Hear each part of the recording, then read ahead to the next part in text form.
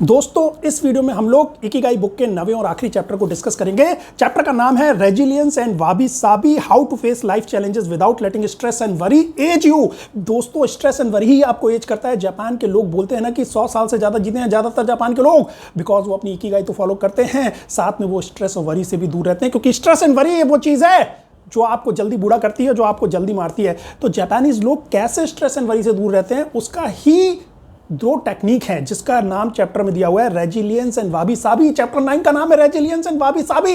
Resilience and wabi sabi से ही आप स्ट्रेस और एंजाइटी और वरी से, दुख से, दर्द से, चिंता से दूर होगे और तभी आप लंबा जी पाओगे। इकिगाई तो फॉलो करोगे, साथ में चिंता से मुक्त रहना है, लंबा स्वस्थ जीवन व्यतीत करने के लिए, 100 साल से ज्यादा जीने के लिए।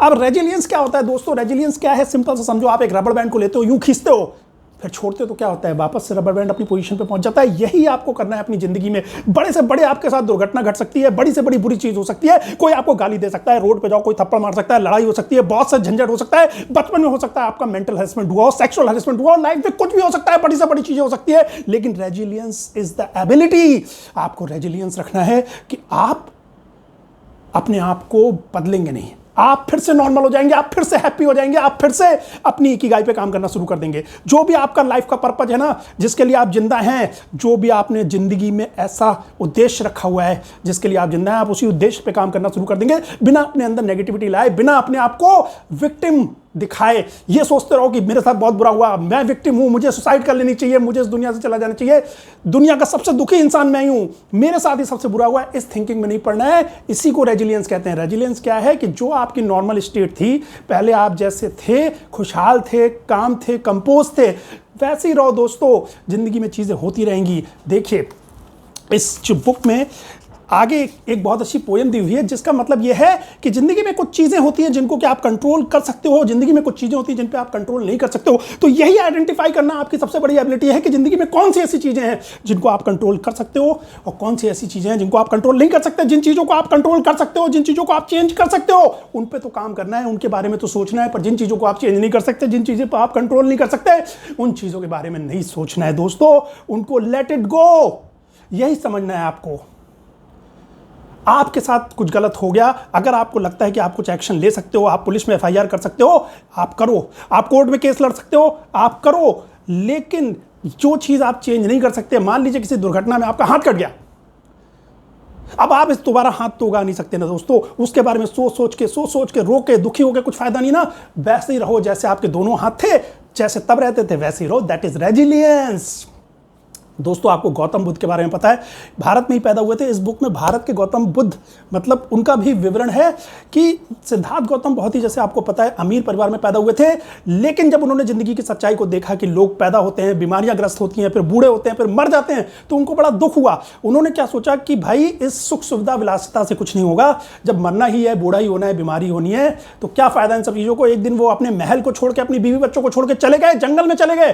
पहले उन्होंने सोचा कि वो एक दुख भरा जीवन व्यतीत करेंगे, एकदम जंगल में पड़े रहेंगे, फल फूल खा लेंगे, जो मिलेगा खा लेंगे, पानी नदी से पी लिया, ऐसा जीवन व्यतीत करेंगे तो शायद उनको शांति मिल जाएगी। लेकिन बाद में उनको जब मोक्ष मिली तो उनको रियलाइज हुआ कि चीजों को भोगने में भी सुख नहीं है, चीजों को पूरी तरीके से छोड़ने में भी सुख नहीं है।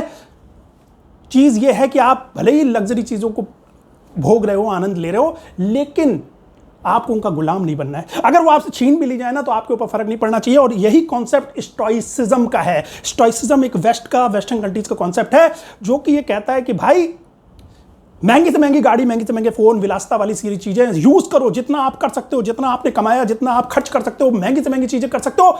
लेकिन दिमाग में ये होना चाहिए कि मैं इन चीजों का गुलाम नहीं हूं, कल को ये मेरे से छिन जाए तो भी मुझे फर्क नहीं पड़ता। आज मैं BMW ड्राइव कर रहा हूं, कल मुझे साइकिल से भी चलना पड़े तो मैं चल लूंगा। आज मैं जो है बेड पे सो रहा हूं, कल मुझे जमीन पे सोना पड़े मैं सो लूंगा। आज मैं एसी में रह रहा हूं, लेकिन अगर मुझे बिना एसी के गर्मी में भी रहना पड़े तो मुझे कोई फर्क नहीं पड़ता। इस फीलिंग के साथ जीना है कि वस से वस मेरे साथ क्या हो सकता है। मान लीजिए किसी मल्टीनेशनल कंपनी में आप बहुत बड़ी जॉब कर रहे हो, 10 लाख रुपए महीने की कमाई आपकी हो रही है, लेकिन आपको इसलिए तैयार रहना है कि कल को मेरी जॉब भी जा सकती है, मैं इस जॉब से कभी भी निकाला जा सकता हूं, और अगर निकाला भी दिया गया तो मैं अपनी लाइफस्टाइल को उस हिसाब से चेंज कर लूंगा, मुझे कोई फर्क नहीं पड़ता, मैं उस गरीबी में भी जी लूंगा। यह है आपका स्टोइसिज्म का कॉन्सेप्ट, जो कि कहता है कि भाई आप इस चीज को याद रखो कि व्हाट वर्स्ट कैन हैपन, ज्यादा से ज्यादा क्या होगा भाई। इस तरीके से आप जियोगे तो टेंशन नहीं होगी लाइफ में। बॉस परेशान कर रहा है ऑफिस में, लात मारो नौकरी को छोड़ दी, ज़्यादा से ज़्यादा क्या होगा, मैक्सिमम वही होगा कि नौकरी छूट जाएगी, कोई फर्क नहीं पड़ता, हम वैसे भी रह लेंगे। यही है स्टोइसिज्म की, यही है स्टोइसिज्म का कॉन्सेप्ट जो आपसे कहता है कि कुछ भी परमानेंट नहीं है इस दुनिया में। दोस्तों देखिए, आपके जो डियर एंड नियर वंस है ना, वो भी एक दिन आपसे पहले इस दुनिया से जाएंगे या आपके बाद जाएंगे। देखिए, एक बच्चा होता है वो अपने माँ बाप को दुनिया से जाते हुए देखता है। इवन पति पत्नी में भी एक बंदा पहले जाता है। आज जिसके साथ आप पूरी जिंदगी बिता रहे हो, एक दिन वो आपसे जुदा हो जाएगा हमेशा के लिए। तो कुछ भी इस दुनिया में परमानेंट नहीं है, हमेशा के लिए कुछ भी नहीं है। अगर आप ये याद रखेंगे तो स्ट्रेस एंड वरी अपने आप ही कम हो जाएगा। क्योंकि जो आपको दुख हो रहा है वो भी परमानेंट नहीं है, जो आपको सुख हो रहा है तो वो भी परमानेंट नहीं है, किसी से दुश्मनी थी वो भी परमानेंट नहीं है, आपकी बॉडी परमानेंट नहीं है, आपकी सांसें परमानेंट नहीं है, आपकी जिंदगी परमानेंट नहीं है। तो क्यों दुख में जीना, क्यों सौरों में जीना, जब लिव इन द मोमेंट। ये वर्ड आपने बहुत सुना होगा, लिव इन द मोमेंट। कई लोग कह देते हैं, बड़ी आसानी से कह देते हैं, पर इसको समझिए, जो पास्ट में समय बीत गया ना, वो उड़ गया, धुआं बन गया, वो एग्जिस्ट नहीं कर रहा है, खत्म। और फ्यूचर में भी कुछ एग्जिस्ट नहीं कर रहा है। मैं अभी ये वीडियो बना रहा हूं, ये समय एग्जिस्ट कर रहा है, बस। पास्ट कुछ नहीं है, बस मेमोरी है, डेटाबेस में मेमोरी है, जैसे मेमोरी सेव होती है, और नथिंग, वो कुछ एग्जिस्ट नहीं करता। तो live in the moment, present moment के बारे में सोचना है आपको, और ये मान के चलना है कि कोई भी चीज़ इस दुनिया में परमानेंट नहीं है। इसीलिए जिस भी चीज़ को एंजॉय करना है उसको एंजॉय करते रहिए। अच्छा, वाबी साबी की भी बात हुई, रेजिलियंस के बाद हमने वाबी साबी की भी बात की। वाबी साबी का कॉन्सेप्ट कहता है कि भैया इस दुनिया में कुछ भी परफेक्ट नहीं है। हम लोग क्या फ्रस्ट्रेट क्यों रहते हैं, क्योंकि हम हर चीज़ में परफेक्शन ढूंढने की कोशिश करते हैं, हम अपनी रिलेशनशिप में परफेक्शन ढूंढने की कोशिश करते हैं, हम अपनी जॉब में परफेक्शन ढूंढने की कोशिश करते हैं, हम अपनी ज़िंदगी में परफेक्शन खोजने की कोशिश करते हैं। लेकिन दोस्तों देखो ना आप इस दुनिया को, जिस ब्रह्मांड ने इसको बनाया है, जिस ईश्वर ने इसको बनाया है, उसने दुनिया को ही परफेक्ट नहीं बनाया। क्या परफेक्ट वेदर कंडीशन है हर जगह? नहीं है ना। कुछ देश ऐसे हैं जहां पे साल भर बारिश होती रहती है, कुछ देश ऐसे हैं जहां साल भर बर्फ पड़ती रहती है। प्रकृति ने ही परफेक्ट नहीं बनाया, इंसानों को परफेक्ट नहीं बनाया, जीवों को परफेक्ट नहीं बनाया, इस दुनिया को परफेक्ट नहीं बनाया। This world is imperfect. जितनी जल्दी इस बात को आप एक्सेप्ट कर लोगे ना, आप अपनी लाइफ से भी परफेक्शन की उम्मीद करना छोड़ने लगोगे। और जब लाइफ में कुछ आप ये मान के चलोगे कि इम्परफेक्ट चीजें होती रहती हैं, तो आपको दुख नहीं होगा, स्ट्रेस नहीं होगा। और आपको दुख स्ट्रेस नहीं होगा तो आप लंबा जियोगे, हेल्दी जियोगे, जैसे जापानीज लोग जीते हैं। दोस्तों क्यों लेके चलना कि भाई, आप एक बात बताओ, बहुत सारे लोग आपको ऐसे दिख जाते हैं जो साले जिंदगी भर दारू पीते हैं फिर भी लंबा जी जाते हैं। बहुत से लोग आपको ऐसे दिख जाते हैं जिन्होंने कभी शराब को टच नहीं किया लेकिन उनका किडनी फेल हो जाता है 30 साल की उम्र में, because this world is imperfect. लेकिन आपको प्रोबेबिलिटी देखनी है भाई कि ज्यादातर लोग जो हेल्दी लाइफस्टाइल जी रहे हैं वो लंबा जी रहे हैं। हाँ, उसमें आपको ऐसे केसेस मिलेंगे जो कि आपको इम्परफेक्शन इस दुनिया का दिखाएंगे। एक आदमी जिंदगी भर ट्रैफिक रूल्स का फॉलो करता है, वो किसी दिन रोड क्रॉस करते वक्त दूसरा आदमी जो ट्रैफिक रूल्स को फॉलो नहीं कर रहा था वो उसको उड़ा के चला जाता है, वो मर जाता है। एक आदमी जो जिंदगी भर ट्रैफिक रूल्स को फॉलो नहीं कर रहा होता है वो बूढ़ा होकर मरता है, पूरी जिंदगी में कभी नहीं मरता।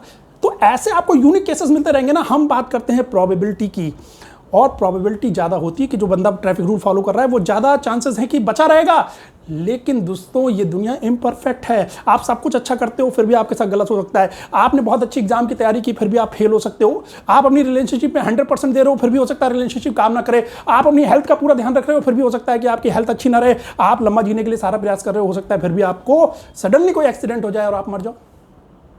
Because this world is imperfect. इस चीज को एक्सेप्ट करके चलो दोस्तों। बस ये एक्सेप्टेंस आ गया ना आपके अंदर, दिस इज कॉल्ड वाबी साबी का कॉन्सेप्ट, जो जापानीज कॉन्सेप्ट है। वो कहता है कि भाई लाइफ में सब कुछ इम्परफेक्ट है, लाइफ इज इम्परफेक्ट है, फिर भी हम खुश रहेंगे, फिर भी हम हंसते रहेंगे। तो दोस्तों आशा करता हूँ इस इकिगाई बुक की जो जर्नी मेरी फर्स्ट चैप्टर से अभी तक यहाँ तक आई है उसको आपने एंजॉय किया।